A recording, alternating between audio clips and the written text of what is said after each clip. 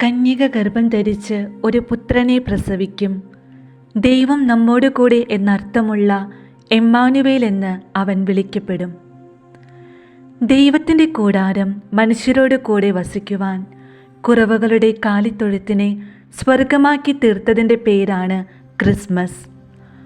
ഉണ്ണീശോയെ വരവേൽക്കാനായി ഏറ്റവും അടുത്തൊരുങ്ങിക്കൊണ്ടിരിക്കുന്ന ഈ ദിവസങ്ങളിൽ ബെത്ലഹേമിലെ കാലിത്തൊഴുത്തിലേക്ക് നമുക്കൊരു യാത്ര പോകാം.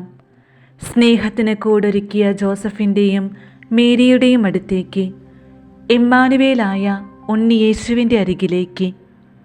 സ്വർഗീയ ദൂതൻ വഴി ദൈവത്തിൻ്റെ സന്ദേശം ലഭിച്ചപ്പോൾ മറ്റൊന്നും നോക്കാതെ ഉണ്ണി യേശുവിനെ സ്നേഹത്തിൻ്റെ പിള്ളക്കച്ചുകൊണ്ട് പൊതിഞ്ഞു പിടിച്ചവരാണ് ജോസഫും മേരിയും. നിരവധി ബഹളങ്ങൾക്കും കാഴ്ചകൾക്കും സ്വപ്നങ്ങൾക്കും നടുവിൽ ദൈവത്തിൻ്റെ സ്വരം തിരിച്ചറിഞ്ഞവർ.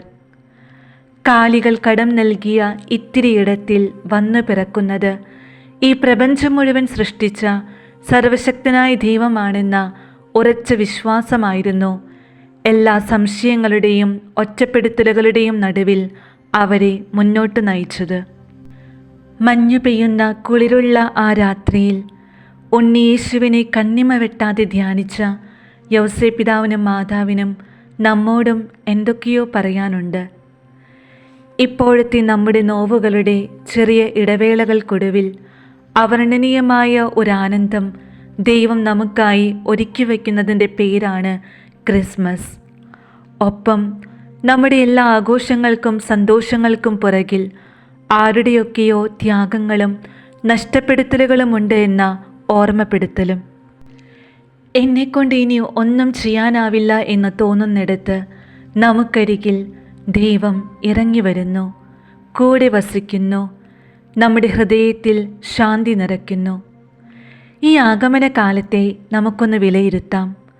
നാം നഷ്ടപ്പെടുത്തി കളഞ്ഞ ദിവസങ്ങളോ അവസരങ്ങളോ ഓർത്ത് നമുക്ക് വിലപിക്കേണ്ട. മറിച്ച് ഈ ഒരാഴ്ച ഈശോയ്ക്കായി തീവ്രമായി ദാഹിക്കാം. ഇടറിപ്പോയ വഴികളും തെറ്റിപ്പോയ പാതകളുമെല്ലാം എത്തിച്ചേരുന്നത് ബെത്ലഹേമിലേക്കാകട്ടെ. ഇരുളടഞ്ഞ എൻ്റെ പാതയിൽ പ്രകാശദീപ്തിയായി ഉദയം ചെയ്ത ഉണ്ണി യേശുവിനെ നമുക്കവിടെ കാണാം. മാലാഖമാരുടെ ഗ്ലോറിയ കീർത്തനങ്ങളോട് ചേർന്ന് നമുക്കവിടുത്തെ ആരാധിക്കാം.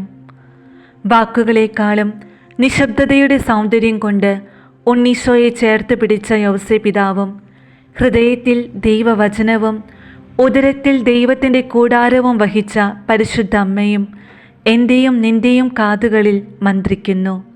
നീയാണ് ക്രിസ്മസ്, നിന്നിലാണ് ഉണ്ണി പിറന്നത്. ദൈവം നമ്മെ സമൃദ്ധമായി അനുഗ്രഹിക്കട്ടെ.